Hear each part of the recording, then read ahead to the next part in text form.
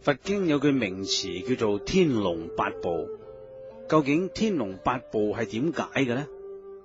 天龍八部係佛門維護佛法嘅部眾，佢哋係佛陀嘅常隨眾，所以每一部經典都提到天龍八部嘅。佢哋都係親近佛陀，聽聞佛法而成為佛嘅維護。呢八部眾係天、龍、夜叉、乾達婆、阿修羅、迦樓羅、緊那羅、摩睺羅伽。先講天，天即係天人，梵語 Deva。天係清淨、光明、聖潔嘅境界。呢度所指嘅天係欲界地居天嘅天人。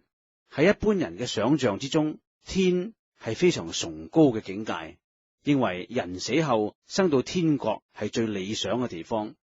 但係以佛法嚟講，天道係六道之一，天、人、阿修羅、餓鬼、畜生、地獄。相對嚟講，天道雖然係身份好高，但係仲未脫離六道輪迴。一旦天福享盡，有五衰上現嘅時候，依然係要輪迴六道嘅。不過天人只有快樂，冇人間嘅種種痛苦，思衣得衣，思食得食，所求所願立刻可以滿足嘅。八部嘅第二呢係龍啦，梵語 Naga。中國古書稱龍為四靈之一，四靈係麒麟、鳳凰、烏龜同埋龍。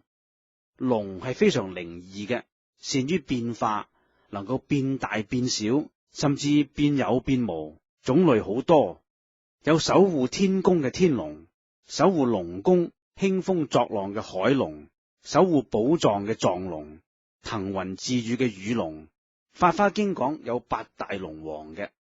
龍嘅福報好大，但係業障亦好重。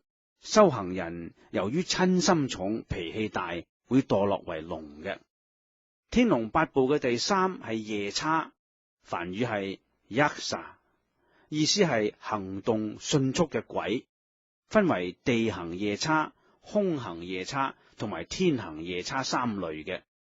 相傳釋迦牟尼佛成道嘅時候，地行夜叉轉告空行夜叉，而家悉達多已經證道成佛啦，咁又由空行夜叉轉告天行夜叉，再轉告四大天王，最後輾轉傳到他化自在天嘅魔宮。魔王膽戰心驚，恐懼不已嘅。夜叉分為兩種，一種係食人嘅惡夜叉，另一種係維護佛法嘅善夜叉。例如瑜伽焰口裏邊所介紹嘅面賢大士相貌，雖然係可怖，但係觀音菩薩示現嘅善夜叉嚟嘅。天龍八部第四部係乾達婆，梵文係 Gandhava， 中譯為沉香、食香或者香神。佢哋以香味為食，本來係忉利天主，即係帝釋天座前嘅奏樂師。因為帝釋天仍然愛着五欲，喜歡音樂嘅，只要焚起一支香，乾達婆就開始喜樂。傳說乾達婆時常住喺須彌山之南嘅金剛窟中，能夠喺虛空自由飛行嘅。